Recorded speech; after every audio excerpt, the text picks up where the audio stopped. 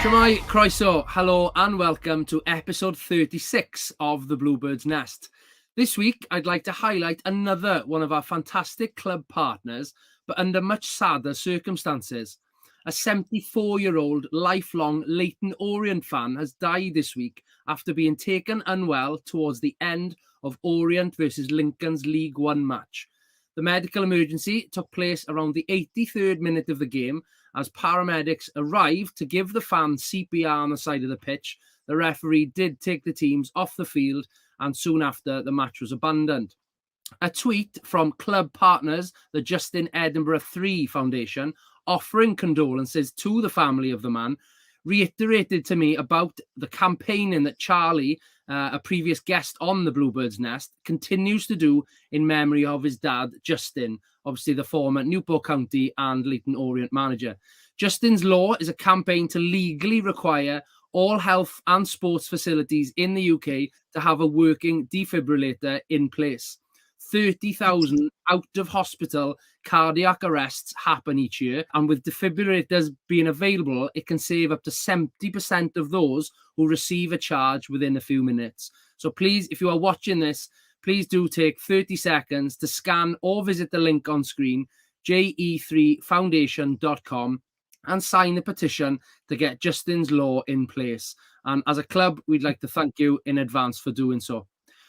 Right, moving on. Thank you for your patience there, Rhys. I felt it was really applicable time this week to remind the Bluebird supporters of the great work the JE3 Foundation are doing. But we'll move on now and again introduce you to episode 36 with yourself, Mr. Rhys Abbruzzese. Welcome. Yeah, cheers, mate. Yes, it's been a long time, but and yet another week where I'm saying I've been chasing this individual guest for a long period of time, but you've been with the club for just over 12 months now, and particularly heading into a landmark weekend for you personally, but we'll get on to that later. So first, let's go back, as we do, to your younger days, much younger days, as a Cardiff City Academy graduate as you are. But where did football begin for you, Rhys? Obviously grassroots, probably just like everyone else. Local team back home at the Gadlis Rovers. Probably started when I was like 5-6. And then I had a trial at Cardiff at 8 for the under-9s, and since then I was there up until 20, I think it was. So yeah, it was a long time at Cardiff, but started a local team, Gadlis Rovers. Yeah. Excellent. Well, you signed a pro contract when you were 18, I think I've got it, as the 16-17 season, alongside your former teammate Mark Harris, who obviously is involved in the Welsh setup and things. But you both then almost immediately got called up to the Wales 18s. We'll talk Wales shortly, but first, talk us through signing that first pro contract then. That must have been a dream moment for you. Yeah, obviously it's something every, player aspires to do, is get that pro contract, Well, it started as a scholar, and obviously we have 2 years as a scholar. And I think I'd done very well the first year, and I got offered that pro a little bit early. So it was, I was overwhelmed, but it was good. Fab. And again, I mentioned then you played Wales under 18s level, but the time in your life with the Welsh setup that I want to talk about is the Wales under 21s. Now, you played in several European Championship qualifiers alongside some incredible names. Like I said, a rabbit hole last night doing my research on you. Joe Roden, David Brooks, Daniel James, Rabi Matondo, Liam Cullen, Norrington Davis, Mepham, to name a few that I can remember off those squads. A certain Mr. Robert Page was your manager as well at that time. But, it sounds like the current first team squad, basically. But the games that you played, as I said, I was just astonished to see some of those fixtures. Wales ended up 4th in that campaign of a 6-nation group. So it wasn't too bad, without obviously not reaching the actual tournament, but a decent one. But Romania finished top, unbeaten. I'll be honest, I didn't seem to realise or know many of those Romanian players, but Portugal finished second. And I mean, this is just 6 to 7 years ago. So I thought, let's have a look at the squad and the team sheets from those fixtures. Again, phenomenal names coming up. It was Porto's keeper was there, Man City's Ruben Diaz, United's Diogo Dalot, Ruben Neves, formerly of Wolves, PSG's Renato Sanchez. It was just incredible names. You only lost 2-0, to be fair. It's not a bad result out in Portugal, but talk us through that game in particular then. What was that like? Bit of a blur, you know. It was at Portugal, and there was a huge crowd, and they were making so much noise. It was like one of those games where you're like, whoa.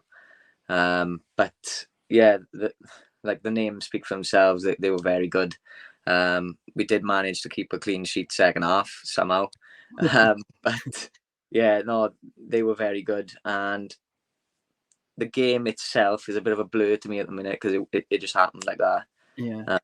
I can't picture, like, you know, many scenarios in the game, but I do remember blowing a bit at some point. I can imagine. Mepham got sent off for 2 yellow cards in the game as well. So he played him against pretty much for most of the game with 10 men. What was Robert Page like, you know, in and around many of those camps? Yeah, he's good, you know. And I do remember coming in at half time against Portugal and him giving us a bit, you know. But seemed to work coming out in the second half, keeping a clean sheet. Yeah. But yeah, no, he's good. I've had obviously a few conversations, things with Rob Page throughout the Wales camps and things. But yeah, he's very, you know, disciplined and things. So awesome. Must have been an awesome experience. And you scored, I think, a couple of times during your time with Wales. Which games were those? Thinking back now, I think I scored against Belarus. Must have been under 17s, I think. I scored against Malta. Sure, it was a friendly. I scored against Georgia once. Yeah. I think Georgia was probably my favourite one in the Welsh camps. But yeah, those are just a couple. I can't think if I've scored many more, to be honest. But yeah. We'll come on to your goal scoring exploits for Alpha West anyway shortly. But you were with Cardiff at those times, obviously playing alongside many household names now. But you were released at 20. What was that period of time like? How did you learn about that you were going to be released, and how did you feel about it? It was a tough one, really, because I was obviously 20 years old, and I think if you're not really, you know, playing in a first team men's football at that age, it's going to be tough to break into like the likes of Cardiff first team or whatever. And Warnock was the manager at the time, and he wasn't like, you know, I wasn't the type of footballer kind of for him. So I remember going into the office and, you know, we weren't going to offer a new contract. But at the time, I, you know, tried to take the positives out of it and tried to, you know, push on from there. And I went around a few clubs then, trialing. I think I was at Aston Villa for a little while. I went to Bournemouth for a little while, and then teams like Kidderminster and so on. Nothing come from that. So then, obviously, it was time to come home, play men's football, you know, learn more. And that's when I signed for Barry then, obviously. And the rest is, you know, as it goes.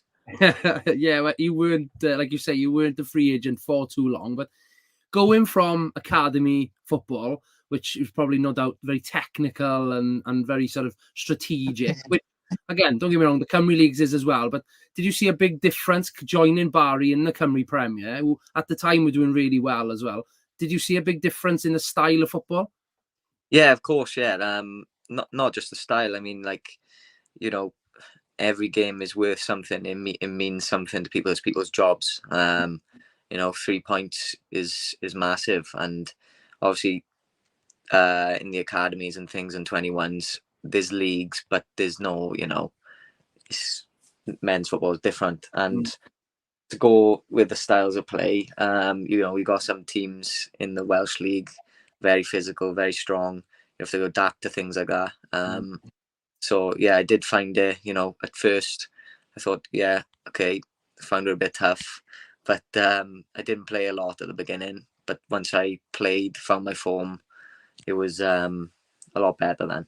Yeah, you haven't looked back. And I remember speaking to Rob at the end of 2 seasons ago then, it was sort of where we where Barry did get relegated and we just managed to avoid it. I remember speaking to him and he asked me sort of who I'd seen across the season, who I felt would have been a good addition. And I do remember specifically mentioning a young Barry Town United left back. And I'm not saying it was my fault that the club, because he did say many people had commented, you did always seem to do well against Haverfordwest every time we played you that year. But when the club reached out to you, when you were at Barry, or when you perhaps end a contract at Barry, what interested you about the Pembrokeshire Bluebirds? I think the obvious one is the ambition the club's got. I know the vision that the people at the club the way they want to take this club, and that's obviously interesting to me. But whenever, for example, I played at Barry against Haverfordwest, the style of football kind of suited me, the way the Haverfordwest were playing. And I remember thinking, I think it was one game that Haverfordwest beat us, Barry, 2-0. And I remember thinking, decent, very good football team. And, it wasn't great for me at the time. Yeah. But yeah, that one game sticks out to me. The game that we lost Barry 2-0 to Haverfordwest. Yeah. I do remember that secured our safety that day, and that was the day that I spoke to Rob. But even on, during that 90 minutes, you did manage to perform well. You came down then at the start of last season. Almost immediately, you've got a really great bond with the fans. I think they saw from the very start sort of what you were all about. And just this week, it says a lot that one of the loyal supporters, he does travel home and away with the Bluebirds, Russell Keeble.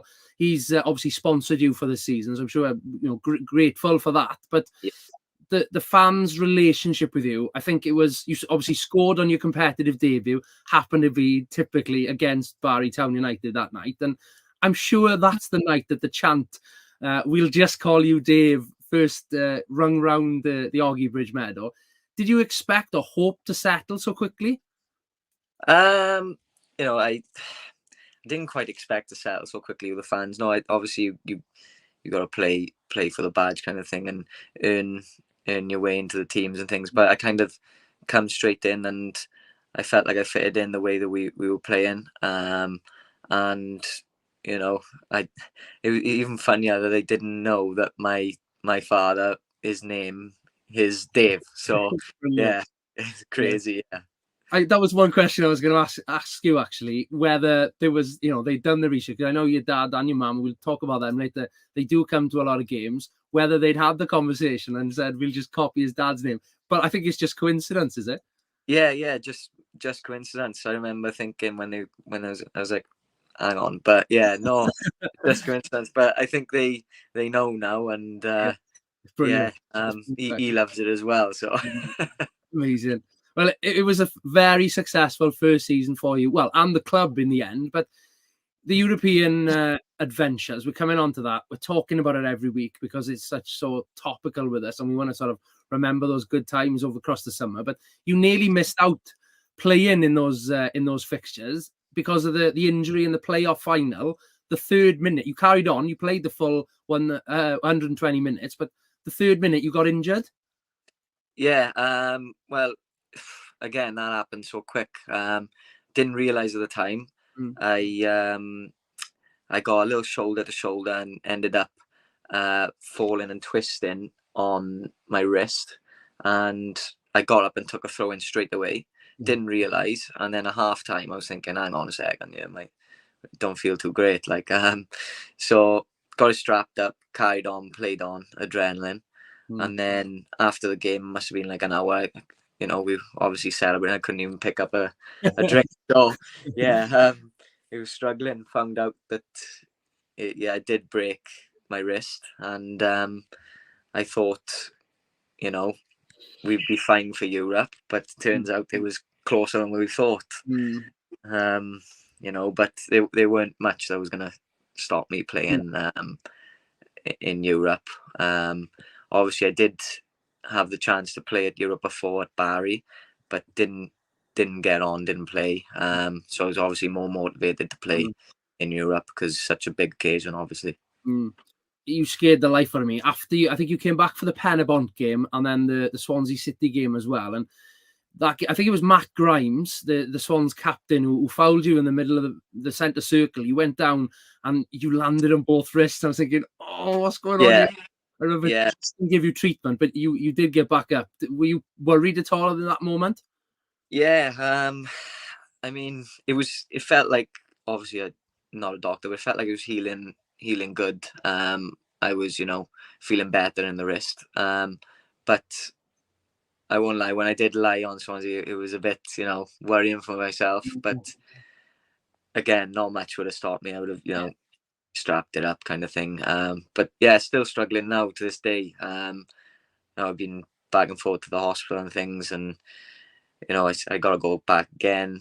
Still not quite sorted, but better than what it was. Yeah. Well, you did end up playing right across the 4 European games that we played, and there was one special moment that I've actually caught on camera, and it's a great one. I have to send it to you. You running across the pitch, waving at pupils from the school that you work at, Caradog Primary in Aberdeen. They had come to the Cardiff City Stadium to cheer you on with their banners and their flags and things like that. It was a lovely moment as you sort of acknowledged them and ran across the pitch. They sat right in the front row, and obviously you being a left back, it was yards away from that first 45 minutes anyway. Did that impact you in the positive way? Did it make you more nervous? How did that go? Yeah, obviously I was nervous anyway, and I find myself being a little bit nervous always helps in games. But it made it a bit more special. Throughout the weeks that they knew that we were going to be playing, they were begging me for tickets, shirts signed off the boys.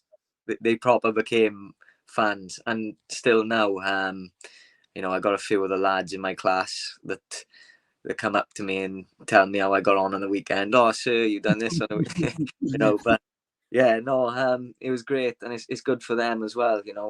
I was happy to see them there. It was, quite a special moment for them, because some of them may not get out much to watch much football, but it was great for the club to manage to get tickets and things. So yeah, it was good. Brilliant. Did they stay for the full 120 minutes on penalties? I think some did, yeah, and the next day they were tired, but I can imagine. Yeah, it was to come back into school then. Crazy, yeah.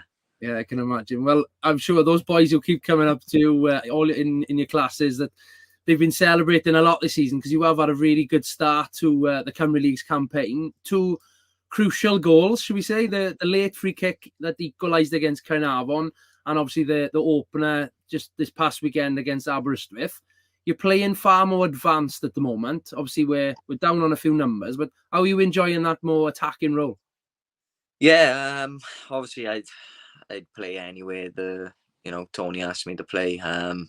But yeah, I am enjoying it. Obviously, getting forward, getting more opportunities to score, which is something really I wanted to add to my game anyway. I know last year I had a good season for myself, but I kind of wasn't happy with the amount of goals or assists throughout the season I got. So my goal kind of was to add more goals and assists, and it's been a good start in that sense. But hopefully now get some more and things. But yeah, no, it is different playing higher. I even played in midfield, but I'm enjoying it. I feel like I can do a job there. So it's so good at the minute.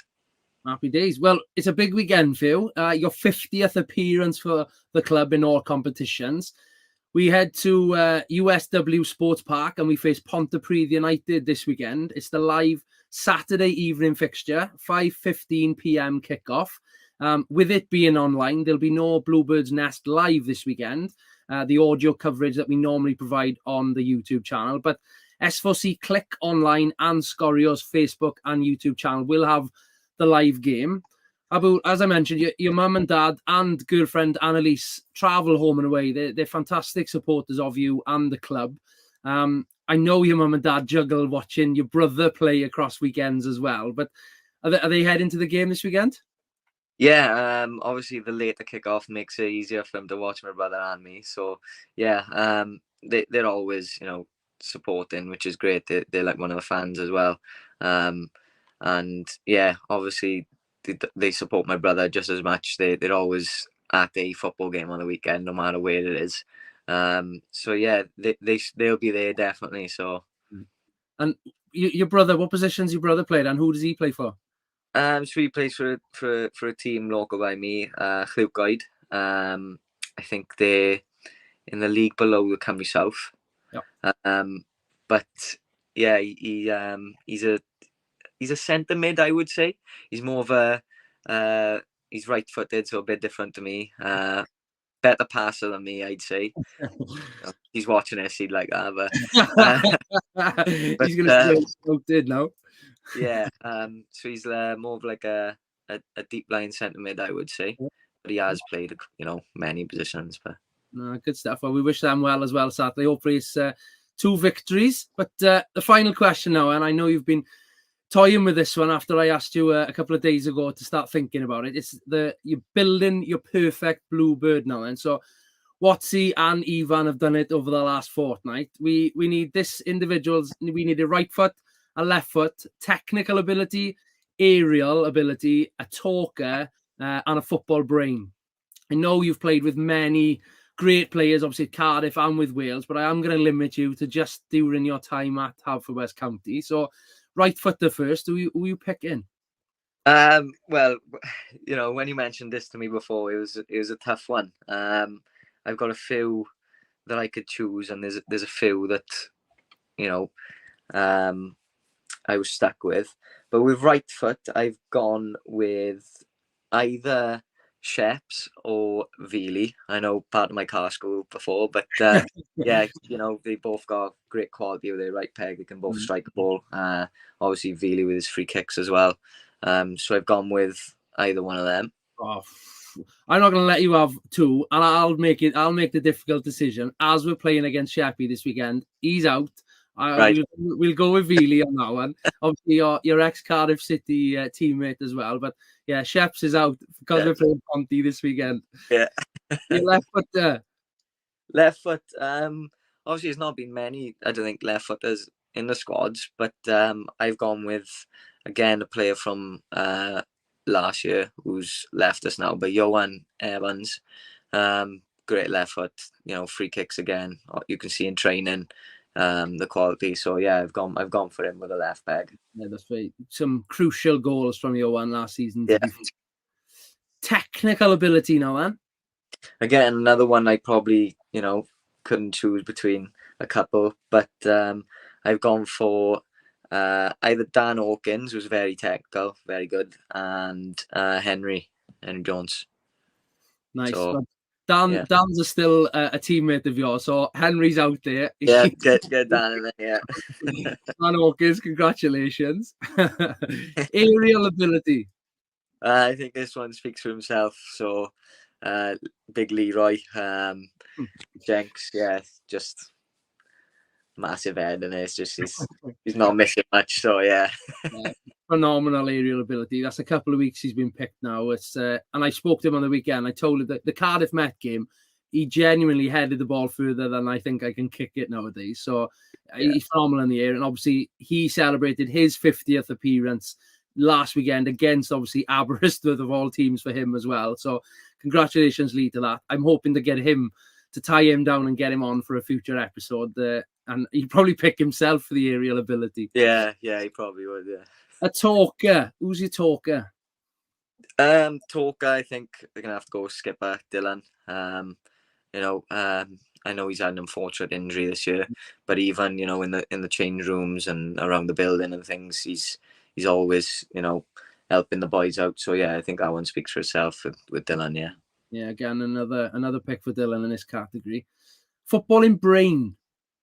I could have chose this person for either of right, left, technical, aerial, and talker, but the experience speaks for itself in Jazz. So yeah, I've gone for Jazz with footballing brain. Fantastic. Again, as you can see, a phenomenal, perfect Bluebird being built by you, Abu. That's excellent. Thank you for that. Brings us to a close. So all I'll say, thank you for your time. I know you're busy with lots of training and your work commitments as well, but best of luck for this weekend. It's huge congratulations on that 50th appearance. Big milestone for you to tick off. I think let's hope for more goals, plenty more goals and plenty more appearances for the rest of the season and beyond, shall we say. Fingers crossed. But yeah, good luck and thank you for your time, mate. Cheers, Ray. Appreciate it. Thank you.